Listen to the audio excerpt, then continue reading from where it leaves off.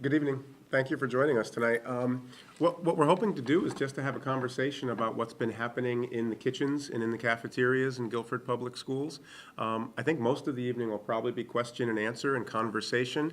But before we get started, I do want to remind everybody that Chef Tim has brought snacks with him tonight. So there are some samples in the back of the room. If you haven't sampled yet, please do. Are they good? And if you want to get up and go back for seconds while we're talking, please feel comfortable moving around. I thought where we'd start is I'd just tell you a little bit of a story about when I came and joined the Guilford Public Schools and then how Tim came to be part of the team as well. I think I started in the schools a little more than a year and a half ago. And when I joined the schools, I don't think I was in my office for 2 weeks when I was, when a group of parents asked if they could come in and talk with me. And what they wanted to talk about was the food in schools. They wanted to come in and talk about the lunch program. And what they told me when they came in is that they didn't allow their children to buy lunches in the schools. They were concerned about the quality of the food, they were concerned about the healthiness of the food, and they wanted to know what we were going to do about improving the offerings at the schools. And as I went through my first year in the schools, I had a lot to focus on. There were a lot of things going on. I had a lot of people to meet, and I had a lot to learn. But as we were moving through that first year, it became clear through the course of the year that we were going to have an opportunity to hire a new food service director. There was going to be movement in that office, and we were going to begin looking for a new director. And I've been in education for a long time, but quite honestly, I know very little about food service or food preparation or how to run 7 kitchens and how to serve 3,000 students every day. So we talked with our Food Service Association, and in fact, it was one of the advisors of our Food Service Association that asked me if I'd ever talked with Tim. And at the time, Tim was working in New Haven, and I hadn't. And so I called Tim Cipriano out of the blue. At that time, he was the food service director for New Haven Public Schools. He was running kitchens in about 47 schools, I think, at that time, and you weren't serving 3,000 students. How many students were you serving? 21,000. 21,000 students, breakfast, lunch, and sometimes dinner in New Haven schools. Snacks too. So I picked up the phone and I called Tim out of the blue, and he offered to have me stop by his office one day. So I drove to New Haven, and I sat in Tim's office and said, what does it take to run a quality food service program, and how can we provide a more healthy product that kids from 5 to 18 are going to want to eat in our kitchens? How do we do it in a way that's going to be fiscally responsible? Because we're supposed to make money in our kitchens. It's not really a subsidized program. We actually look to offset other costs in our school budget and with what happens in the kitchens. And is that realistic, and is that something that we can pull off? And so... And I said no. Because we don't want to take money out of food service to pay for other things. And you had a basket of fresh strawberries on your desk the day that we talked. And we talked for maybe an hour or more that day, and then we exchanged a lot of emails, and we had some phone conversations.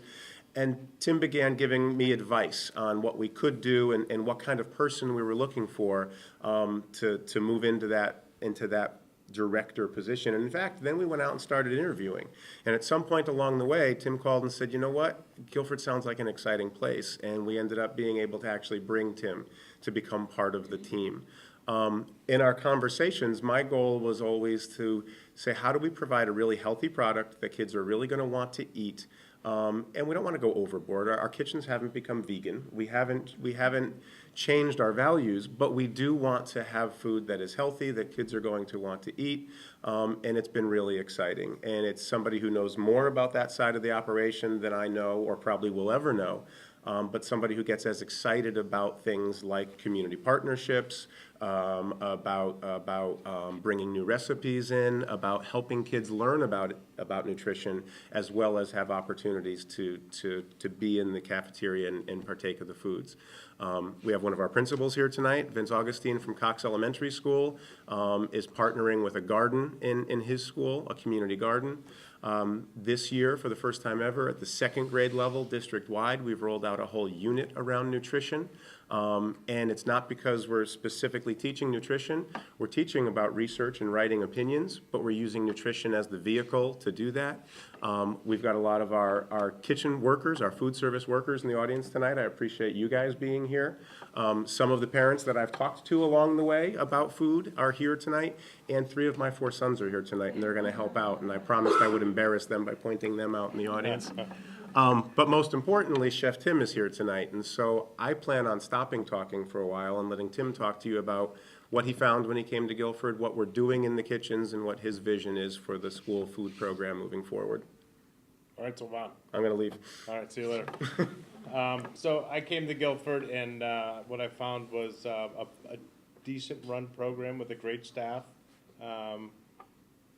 but just definitely want to tweak the program, you know, and it's going to take time, so it's not going to happen overnight, certainly not overnight. I mean, there's a lot of great things happening in the schools that have been happening in the schools all along. We have managers that are really progressive and think outside the box and want to do things different. One of our managers, who's here tonight, and I won't embarrass her, likes to make kale chips and find different ways to use garbanzo beans and fun stuff like that. And that's not because I'm here, that's been going on. So there's a lot of great things that have always happened in the kitchens.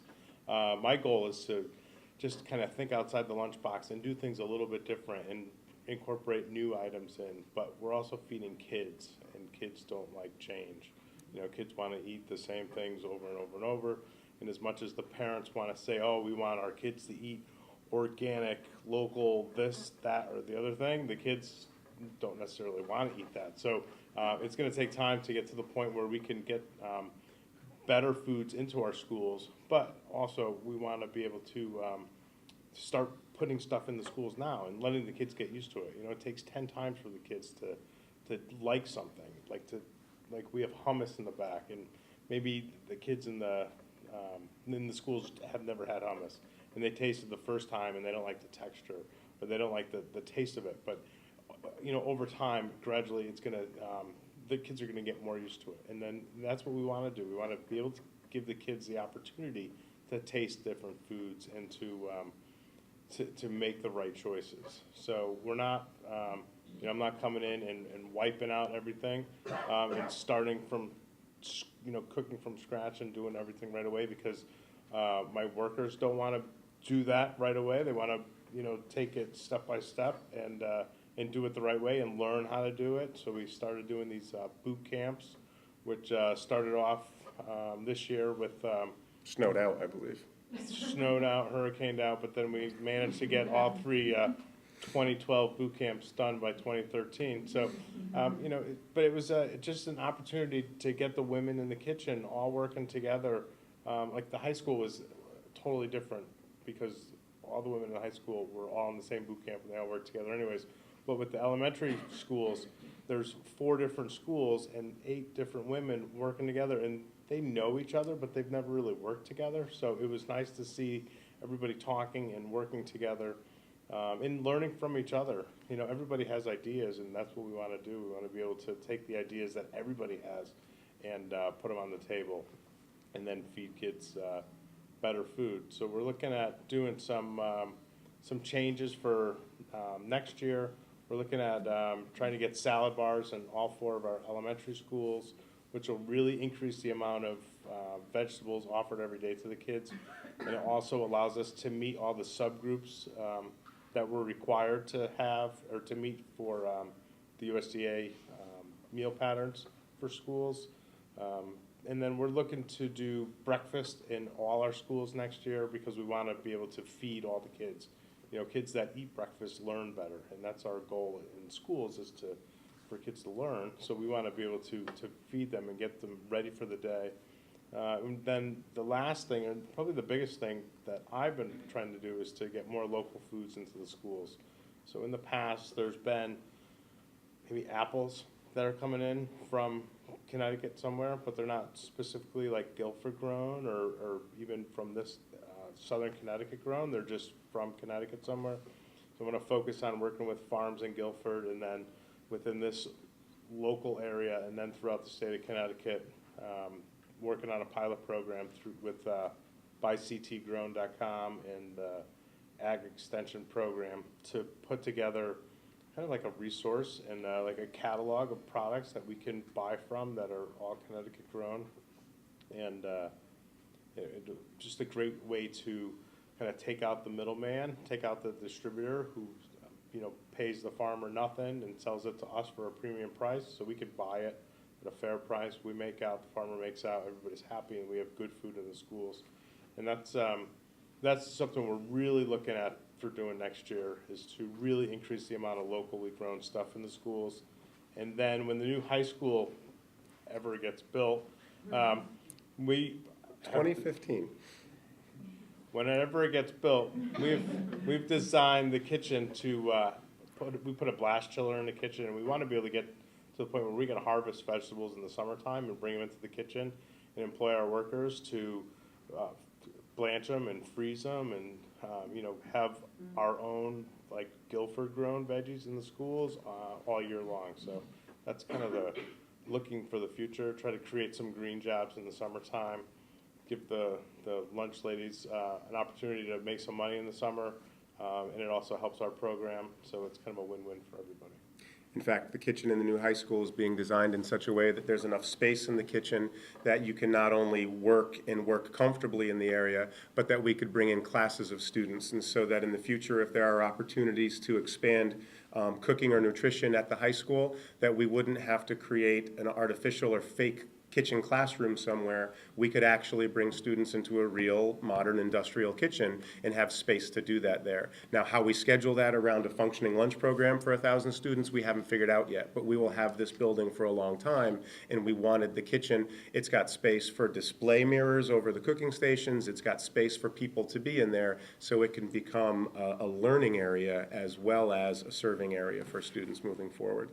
One of the things that we didn't really highlight so far is, in addition to the two of us joining the school district and wanting to do things with the food program, we also had an entirely new slate of guidelines, expectations, and rules about school lunches.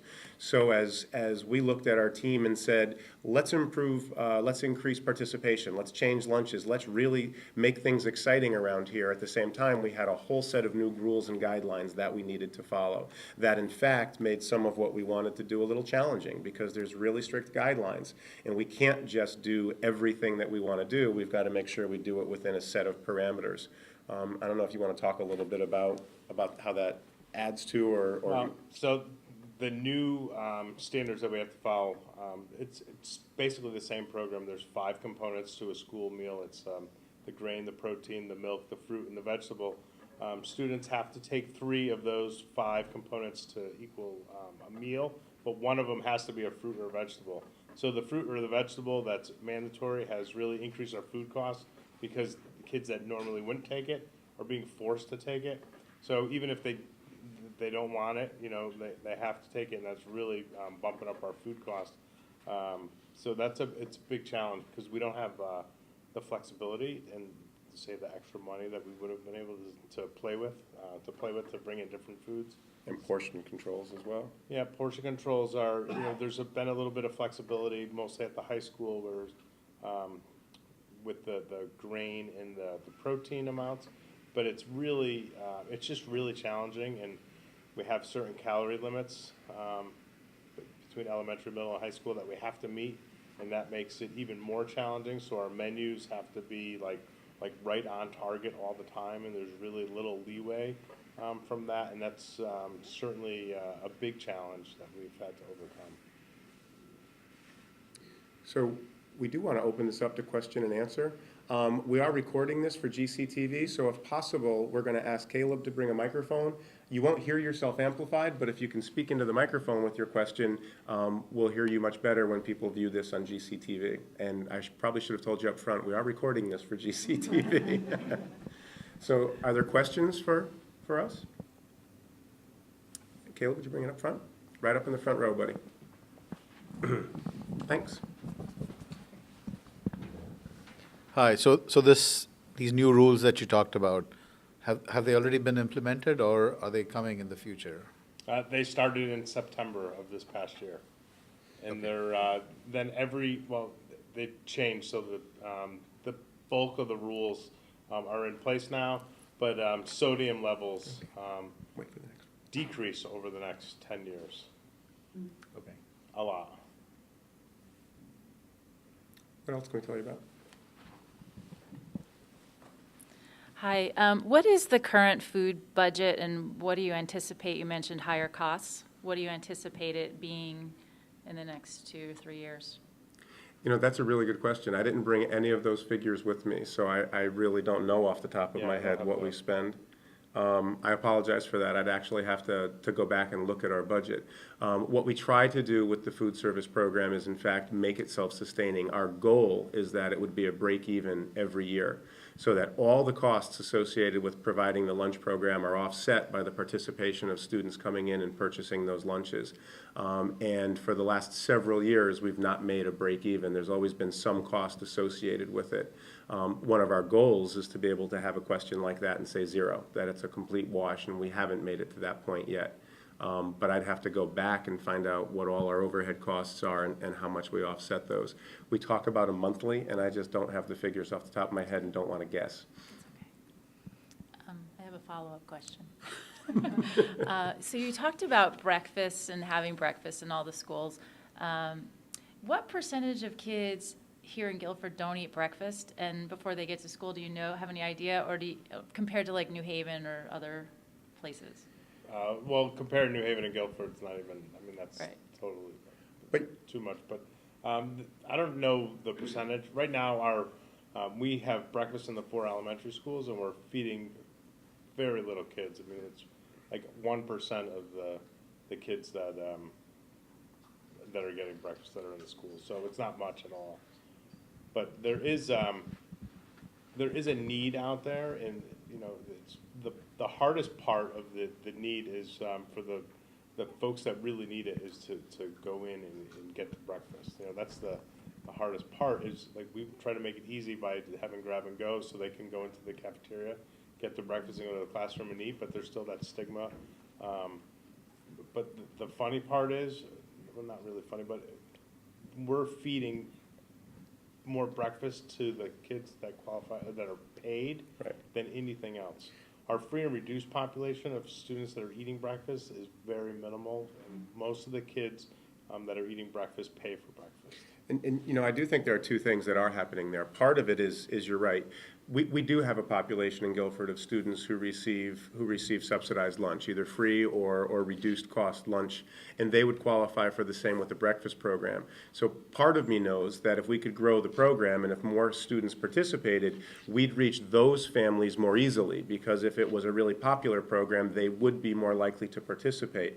But I do think, and I don't have any statistics, just anecdotally, I think that we do have students in Guilford who don't eat breakfast, not because there isn't food in the home, but because the morning is so hectic. And just in my own home, I know that there are mornings where we miss breakfast, or one or two of us miss breakfast because you're running a little late that morning.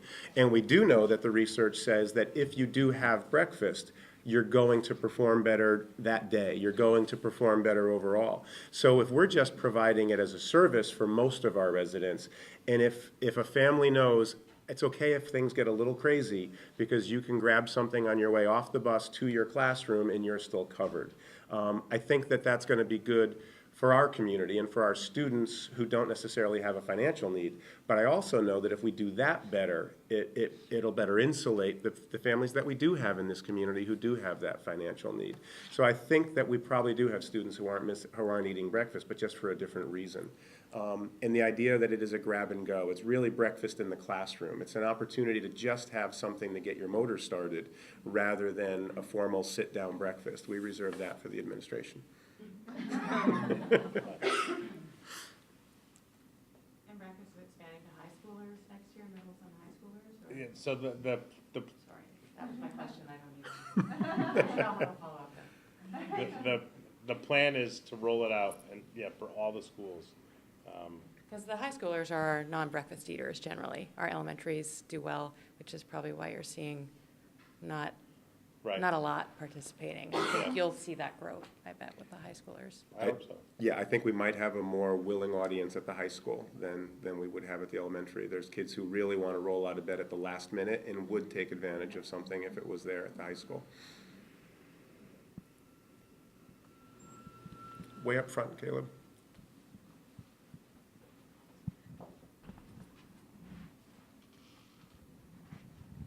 Thank you. And I think your program is great, and I'm really enthusiastic about your using local foods. I know that Bishop's has started a CSA program, which is very successful, and it's great for farmers because they get paid up front, and people take some risk with the farmers as well. And a lot of times they have a lot of excess, and you can just go in because they have more than they can sell, so to speak. I know that Labella's, who's an organic farmer in Branford, also has excellent produce, and he's struggling at this point. So there's some ways to deal with the farmers, give them an income that is secure for them if they can provide the food. So I'm very interested in that program and how you're proceeding with that. Yeah, so we're trying to work with, well, working through that pilot program right now, because it's funded through Yukon Extension and by CT Grown. So they're doing the legwork now. They're going out and they're finding the farmers and finding the products and doing all that for us, which is great, because you know, we have enough stuff on our plate to not to have to do something else. So it's a good opportunity. And I asked them to specifically work with, you know, Guilford first, and then branch out from here with like Brantford, Northford, and out from there. So there are definitely opportunities. You know, organics are awesome. I'm part of a CSA that's all organic, myself and my family. But in schools, you know, the cost is an issue. But if in fact the farms are struggling and they can sell us their products at a price that we can afford, then it certainly makes sense for us to go that route. But to pay a premium price at this point when we're running a deficit, it's certainly doesn't make sense now. But I'm definitely for getting as much local Connecticut-grown stuff into our schools as possible. Yes, sir. So this is actually a follow-up question to what I'd asked earlier. I remember you mentioned that with the new rules, you have to have a certain amount of vegetables in the meal.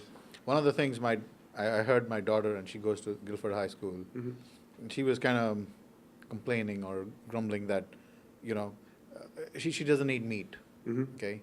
And in the hot lunches, she says every day she ends up eating only pizza because that's the only thing she has, right?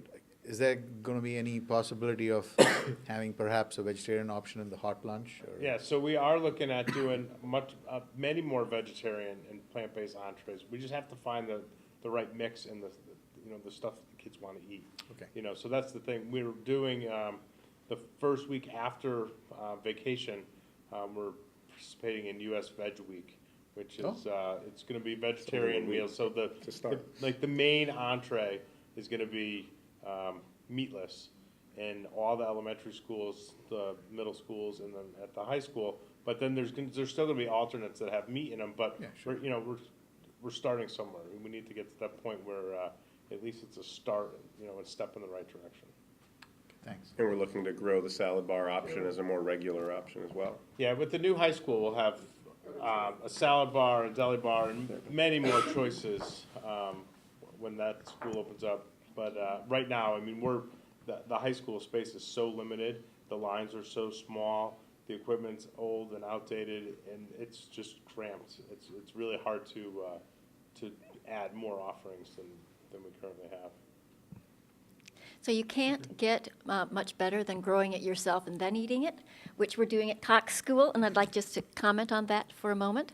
The second graders planted garlic at the Hubbard Community Garden, which is at the Medadstone Tavern, adjacent to Cox School, and every second grader came and planted garlic in the fall. They were thrilled this spring to come and see that every single one of them had sprouted and had come up, and they were blowing them kisses to their little garlic plants, and they were so excited, and they've named their garlic plants. I mean, these kids really are into it. This is the way to get kids to eat fresh food.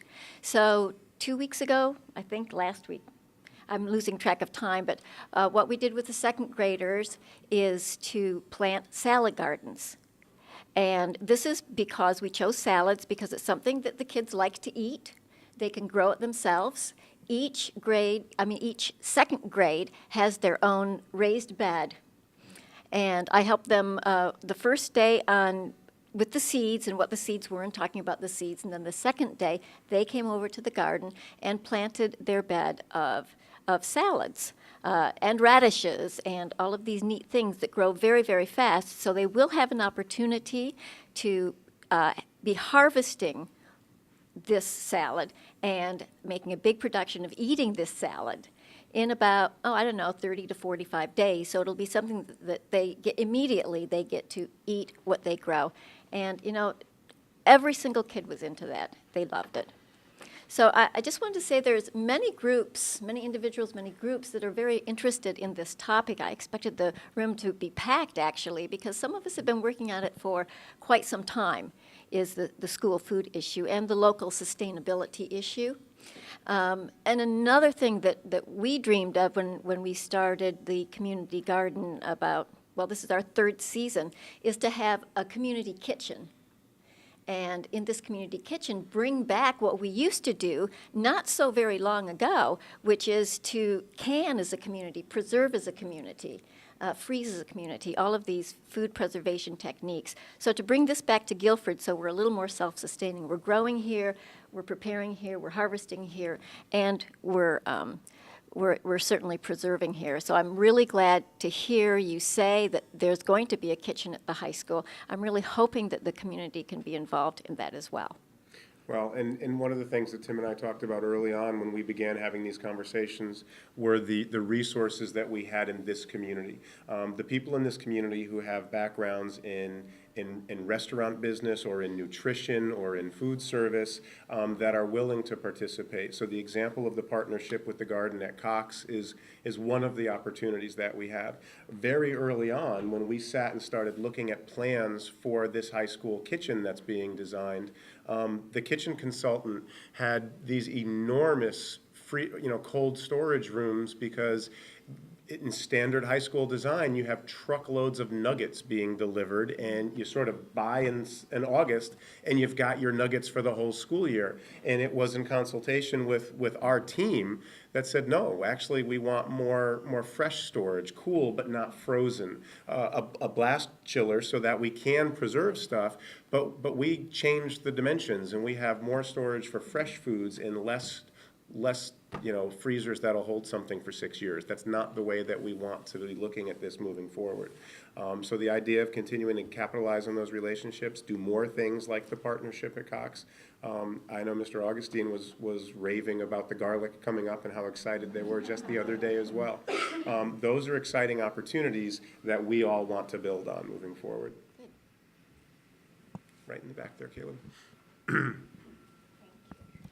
I actually have a follow-up question to that because I was going to ask about school gardens myself. So I'm a parent of a child at Melissa Jones, and Melissa Jones already has some beautiful gardens of different kinds, and I was thinking it would be fun to get some sort of kitchen garden going also, following the example of Cox. And I'm wondering what the opportunities are for then actually bringing that food into the school. Obviously, I don't think we'd be able to grow on the scale of then, serving lunch to 400 kids. But I'm wondering if you have ideas for that kind of thing or partnerships with the school kitchen, and then, if there are any kind of liability issues or regulations around that sort of thing. So from a liability standpoint, there's really nothing. It's up to the local health department when it comes to that. In New Haven, we had school gardens at a number of our schools, and the kids would grow stuff and we put them on our salad bar.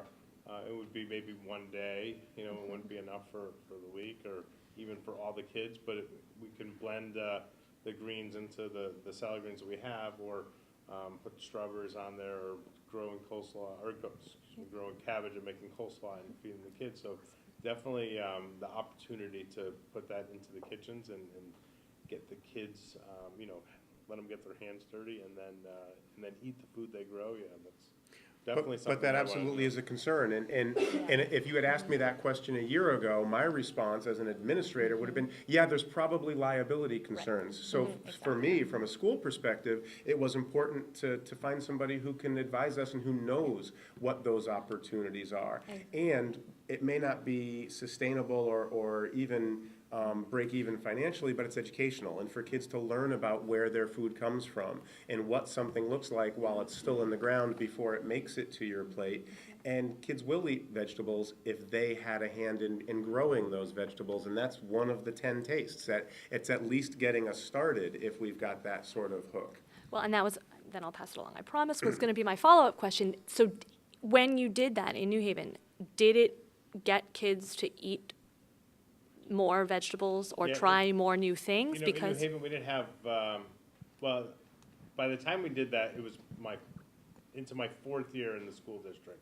So we started with baby steps and made changes, every year, and always increased the amount of fresh fruits and vegetables that we had in our schools. So by the time we implemented that, the kids were already used to eating fresh fruits and vegetables, and they've had school gardens in New Haven for years. So the kids it was part of their culture, and they just knew it more. So it was a lot different. Whereas in Guilford, the kids are just starting to get used to a more abundant variety of fresh fruits and vegetables. So it's going to take time, for that to happen. Yeah, well, any ideas you have on that are very welcome.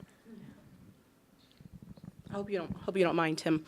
I just wanted to say I am the cook manager at Calvin Lee School, and we are working with Dr. Deb Kennedy with the Build Healthy Kids, and she comes in once a week and talks to the kids about different choices they should be making. And working with her and then working with my director, we switch things up. We no longer have Snapple at our school. We have the Apple and Eve juices. I work the after-school program also there. So with those same kids who are at my school, we have then brought the program to the aftercare, and we've made with them fresh hummus. They've actually stood around and made it. We made a guacamole with them, and then once they make it, they eat it. And I've also worked with Tim, and we've then brought the hummus that then I will make, not the kids, because there's just way too many kids. And we'll make it and then serve it on our serving line. And we found that getting the kids involved and seeing that, the first couple times they're like, looking at it and whatever, because some have not had it. But getting them involved in the making it, they're more apt to try it. And, I have a lot of kids, especially, my school, we have a lot of salad eaters. I think the salad bar probably would do really well. Even on pizza day, when I have a salad on the line, they could get pizza and a salad. I'll have 25 kids order a salad just to have a salad. So, we're just trying to all, work together to get these kids thinking around healthier lines. The question that I have is, with the new high school that's coming in, I know just today we sat down with the principal and went over the changes that are going to happen during construction and all. Is there an actual area that's being designated on that piece of property for a fairly good-sized community or garden that will be able to be utilized by the food service? No, we hadn't identified a specific space just at this time. In fact, there was a time where we were looking at green roofs and we were talking about the ability to actually have a garden on top. What we made sure of is that there was enough open green space that wasn't committed to athletics so that we could. Part of what we did this year, and you've heard both of them referenced already, there were lots of suggestions and ideas floating around. Let's do a garden at every school. Well, we decided to try one in one school first and begin to see what opportunities were there. We went with the one where we happened to have a community garden adjoining our school, and they had already put a gate on our side of the fence because we were looking for that to happen. So we want to see what we can learn from one garden, and then we know we'll expand to more gardens.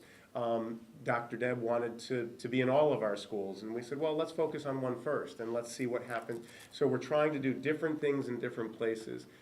No, there isn't on the drawings a garden, but if we looked at the drawings, we could look around and say we could fit one here, we could fit one here, and I would imagine that a school of that size, you might end up with more than one, because often what happens in a really large high school is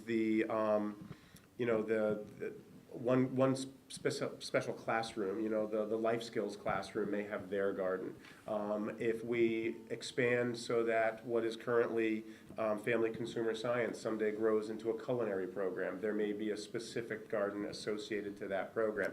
There's going to be space on that site for multiple gardens. And in fact, we're going to have much more green on the site than we have now. The high school gets bigger, but it also goes from one rambling story to a compact 3-story building. So we're freeing up green space on that site, and we will decide, the principal, Jeff Tim, the teams will decide where the gardens can go on that location. And we don't have a green roof. We ended up working the green roof out of the project for other energy saving measures.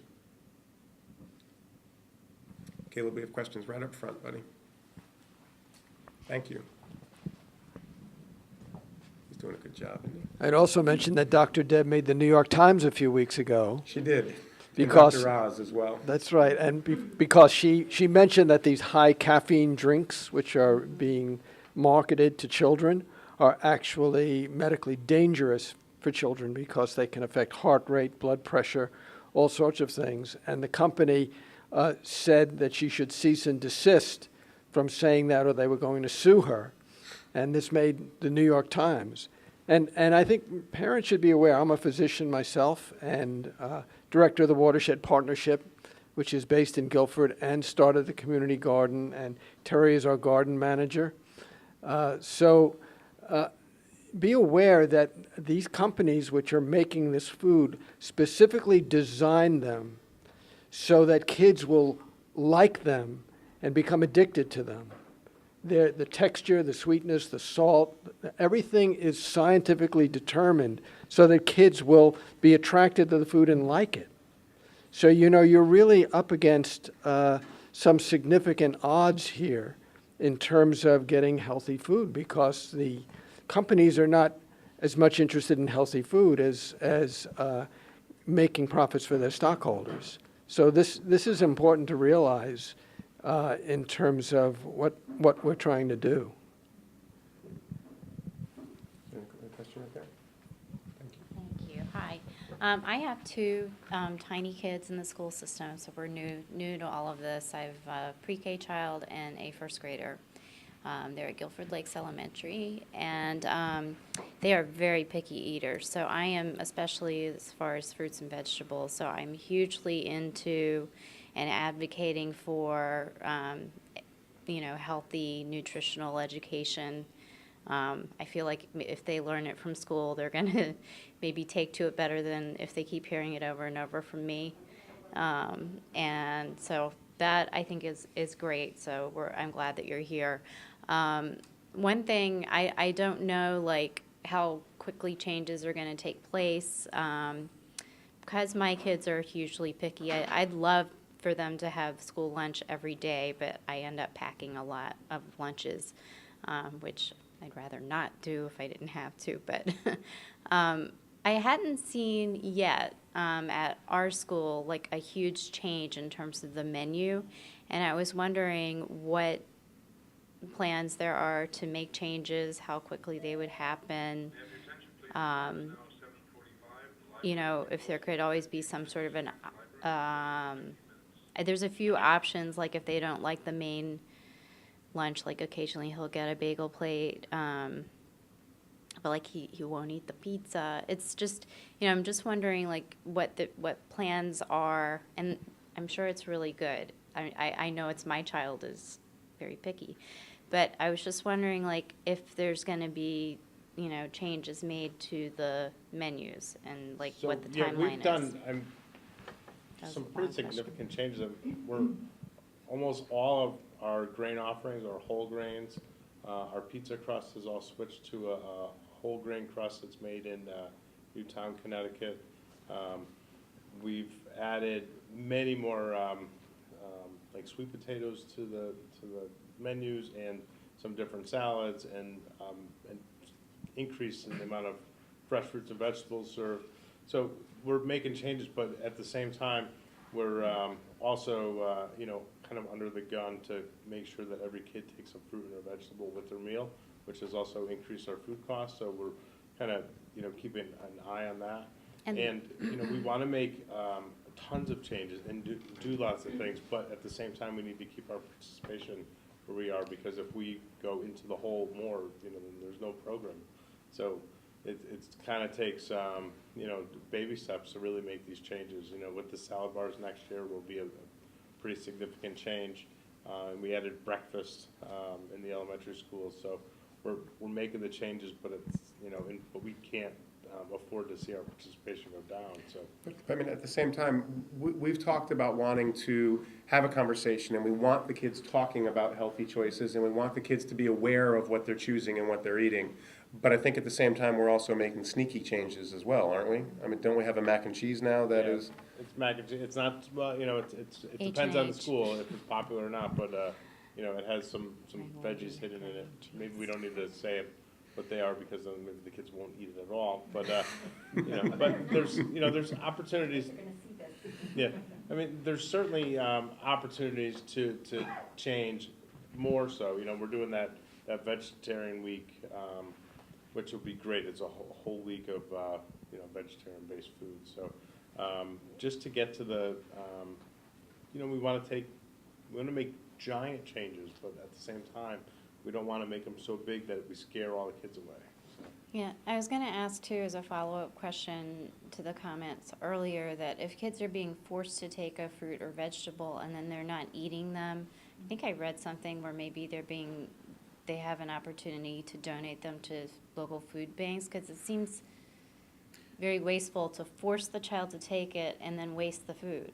Yeah, so that's a discussion that we're having internally, is how we move forward with that, and I'm not ready to comment on how we're ready to do that. It's there's pluses and minuses, and so many, like, you know, it's really great to do this because we're gonna like help you know, another group of people, but at the same time, financially, it's gonna kill our program, and that's something that we're trying to juggle in how we figure this out. So it's not the first time it's come up. In fact, it's something we've been wrestling with for some time now, and we haven't stopped wrestling. We're still working with a way to find a way around it. Okay, yeah, because it's a shame, because I know if my kid was forced to, you know, take a fruit or vegetable that he didn't like, he would not eat it, and it would be wasted. Schools It's for years wasting have money, been, it's right. wasting food. Schools for years have been struggling with the idea of putting together a balanced lunch and then watching half of it be thrown away. Yeah. And we're the last people who want to see the food that gets prepared in our kitchens go into our garbage pails.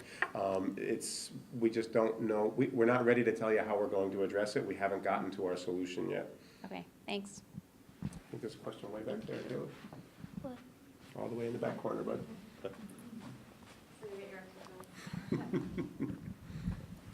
Good job. Thank you. I just want to say thank you for being here, and thank you so much for all the great things you're doing in our schools. We really appreciate the energy and the excitement and the commitment to having our kids eat more healthfully in school. So that's great, and thank you. I always have a question about the drinks. Where are we with the drinks in the school? And is there, you know, the chocolate milk, Snapple? I'm just not sure where that all stands, and if you wouldn't mind commenting on where that is. Yeah, so we really haven't focused on drinks at all yet. You know, we've looked at, you know, we have flavored milk and we have white milk. In New Haven, I've removed flavored milk altogether. We removed all juices pretty much from New Haven. So it's something that I feel good about doing, but we also make money on it. So it's, you know, in a town like this where our participation is low, but the kids buy products like a la carte foods, we need to look at it from a financial standpoint too. So we're looking, like Snapple has, you know, the sugar content is super high. You know, it's 100% fruit juice, but it's really high in sugar. So we're looking at different products. We switched that Leet to Apple and Eve juice, which has a lower sugar content.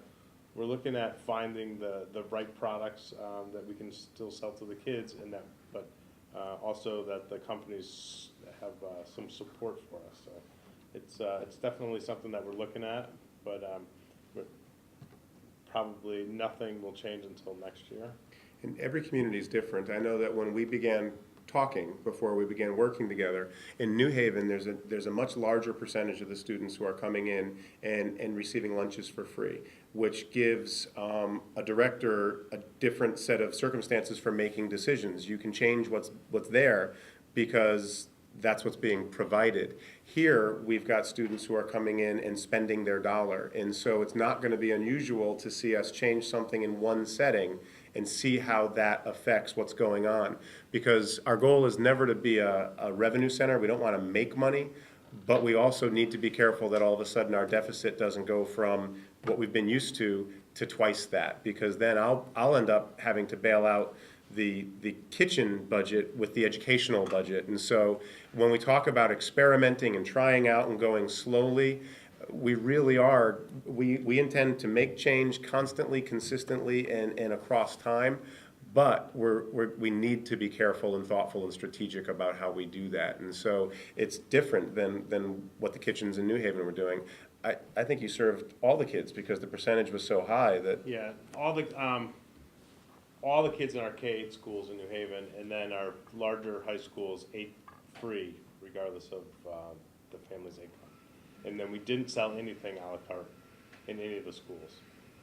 And that was a choice that myself and the team made for a number of different reasons, mostly because of the poverty in New Haven, and we didn't want families to spend $5 or $10 a week on like a bag of chips and a Snapple, which is basically taking that $10 off the dinner table, and then they can't feed their family because the kids want to be able to have snacks with their friends. So we just, that was the number one reason why we eliminated snacks in New Haven. And there's a balance in Guilford between what the schools are doing and what we're charging. And so part of what we're doing, and this year, when the year kicked off, there were really three big changes that happened. We had a new director joining our team, we had new guidelines that were imposed upon us, and we raised prices. And we did that all at the same time because we wanted to afford Tim and his team some ability to make some of those changes. As we move forward and experiment with other changes, we're going to constantly be trying to weigh, and we'll need to hear from our community, is this change something that would justify another price increase because the community is willing to, each family is willing to absorb that. And we're constantly sort of trying to measure all those different factors. How much change can we do it all at once so the kids don't stop coming in because they don't like what we're serving? How much change can we offset by raising prices, and that way it'll cover that? And how much do we just have to slow down and be creative and look for grants? Tim didn't mention, but the salad bars we're talking about, he's attempting to fund by writing grants for those. We're not going out and buying 4 salad bars. We're trying to get a grant to provide those. So there's always sort of that dynamic going on. And I wanted to ask you, I saw you sample what was in back. Was it good? Yeah, it was very good. Thank you.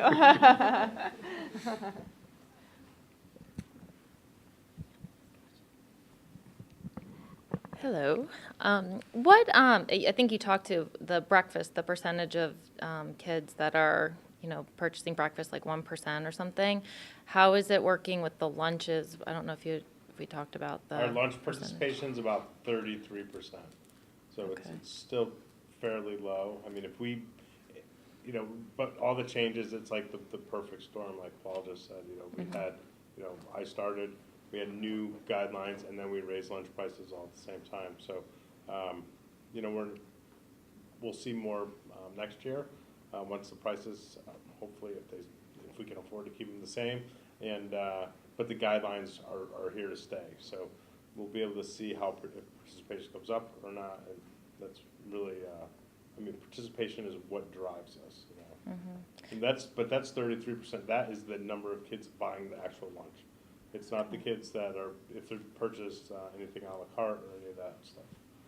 And do you feel like you're getting parental support more so by changing the menu and making healthier choices versus keeping it, because the kids are used to eating that way, and my kid will never buy lunch if you throw kale chips on there and things like that? I mean, do you feel like you're getting more support to change it Yes. and move versus? Yeah, absolutely. I mean, Tim spoke to the Board of Education Monday night, and we heard one of our board members saying, my kids are asking to come in and buy lunch more than they did in past years.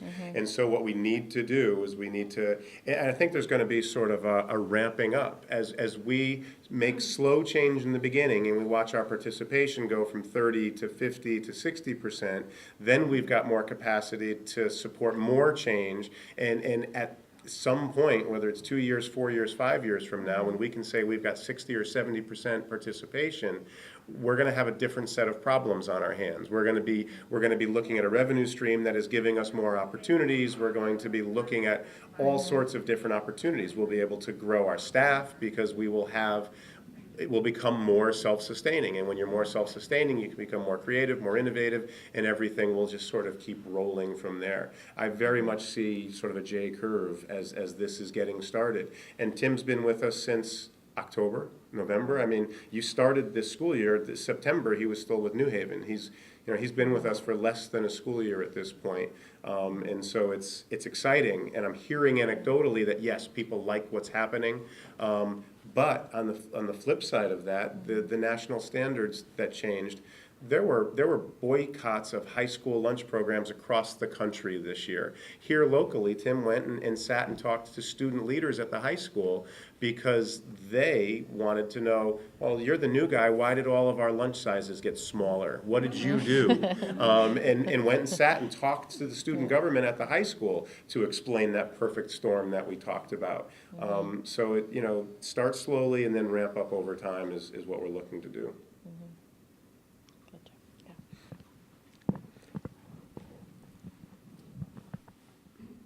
I think maybe just a couple more questions. I'm trying to be aware of our time. I don't. Is there another question? Right up front, Caleb. Thank you. So for members of the community who are really passionate about this issue, what would you ask those people to do, and how can they help? Is it volunteering, educating others? What might people be able to contribute? Call Chef Tim. Yeah. Nice. I think all of the things that you just said, I think encourage your kids to come to school and try some of the new things, some of the new opportunities that they have.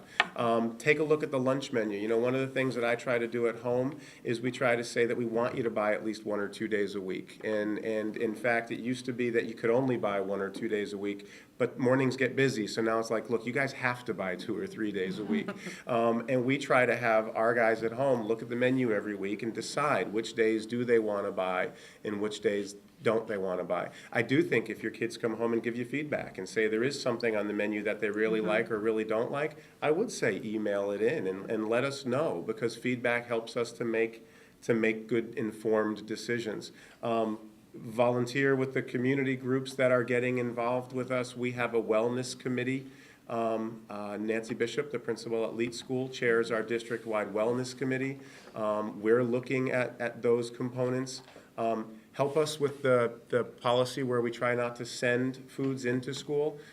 We try really hard not to have cupcakes come into school and share them with the classrooms, because we're working on keeping the focus on healthy eating, and sometimes that gets to be challenging.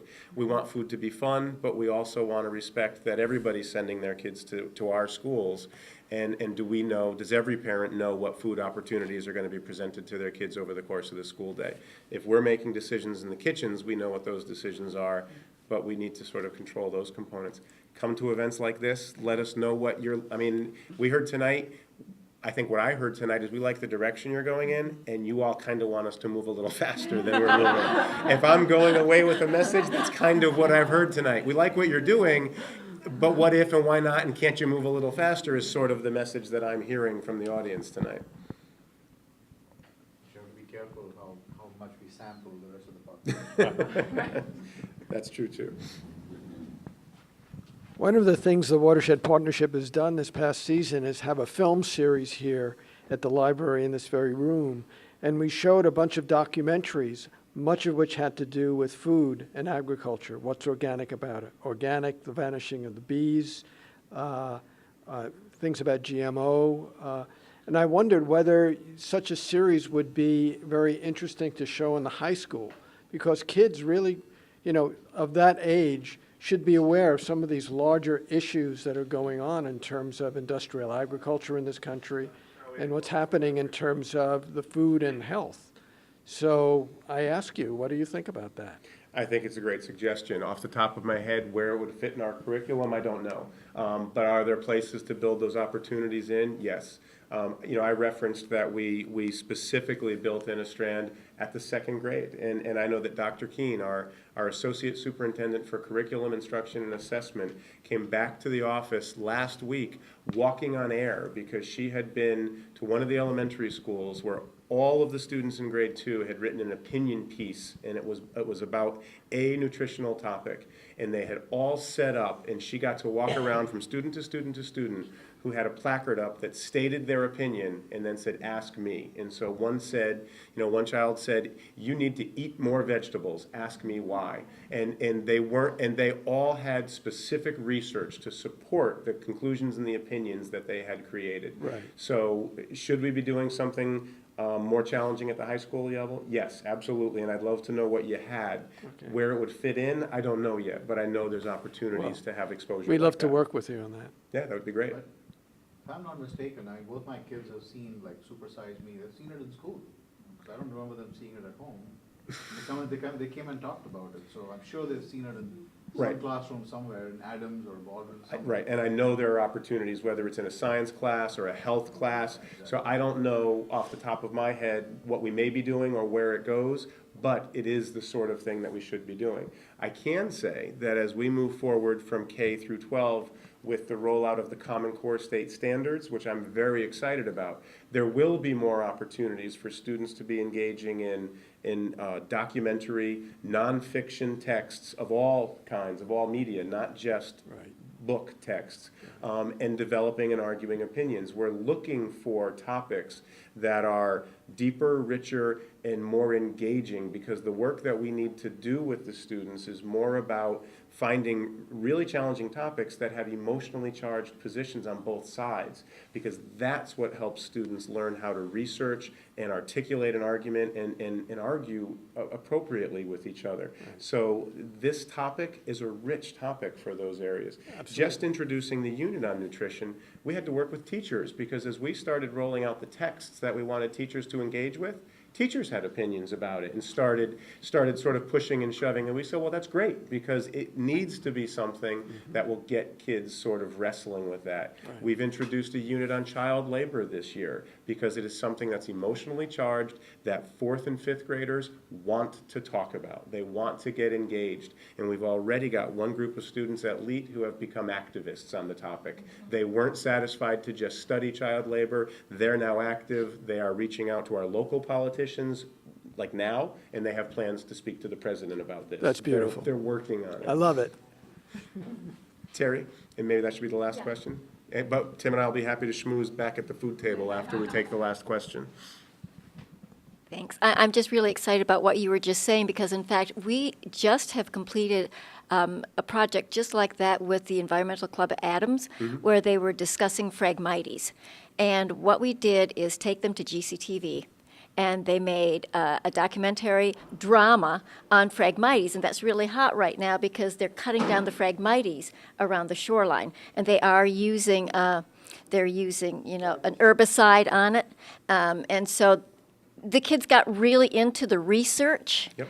And they got really into arguing it, and I hope that you will watch it because they've done a great job. I won't miss it. All right, thank you. Thank you very much for coming out tonight and being part of the conversation.